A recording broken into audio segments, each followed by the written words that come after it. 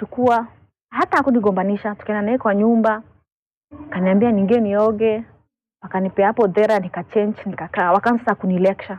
Wakaniambia hii Nairobi, tulikuwa nataka job. Hii dunia saizi hakuna kazi. Fanya hivi, wewe ukwenda na mtu kama ni cash akupe cash, uificha hata kama ni kwa bra. Uko na bra ama una matukupe? Nikamwambia niko naye. Unaificha hapo na unahakisha bra yenyewe uwezi toa. Kaambia mimi sijui, mimi niliambia tu yote iko sawa. Na akaniambia kama pia ni M-Pesa, wacha kuwa mjinga. Tumia kwa M-Pesa, tupa kwa Mshwari, mwanze na jamaa job na usikuwe mjinga, utumie protection. Nikamwambia ni sawa. Mimi sikuwa najua hata mkuniambia. Akaniambia ni sawa. Kosa si kosa, kosa ni kurudia. Nikakaa tu hivyo.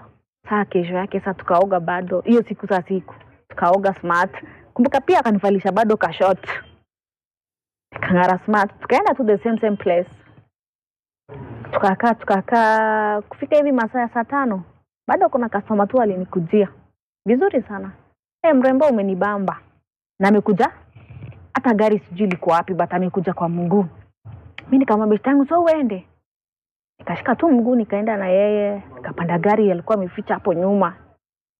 Tukaenda na yeye tukafika lodging, akaniambia one shot niweza kwa pesa ngapi? Mimi nikamwambia 1000 I will be okay. Akaniambia niweza kupatia 5000 juu umenibamba.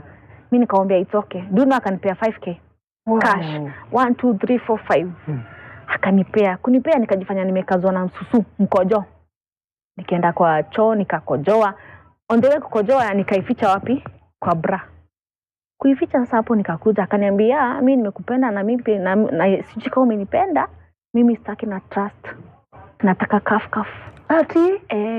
Nataka kaf. Hata kutumia condom. Nataka protection. Lakini mimi sikujui na unijui niko na kids hapa hivi. Nataka tujipime. Tujipime. Mimi nikamwambia kujipima ni sawa. Akanidunga, akanitoa damu, akeka yangu hapo, akajidunga pia akeka yake hapo. After some minutes result ikatokelezea, tuko wote sawa. Sasa wewe ulikuwa unajua kuangalia nini? Si ndio? Nilikuwa naambiwa ikutokea 1 uko sawa, ikutokea 2 uko sawa. Hiyo ni kitu nilikuwa ninajua. Hiyo ulikuwa unajua. Kabla hata hiyo wakati nilikuwa tunasikia hapa mama kijiji wanasema kuhusu ukimwi, hivyo nilikuwa najua. Kidogo nikaona tuko moja nikajua mambo ni iko safi. Lakini kitu moja nilikuwa nimesahau, kuna hizi magonoria, syphilis na pia mimba. Hapo nilikuwa nimesahau. Tukaingia na yeye, akanipiga shoti 2 noma.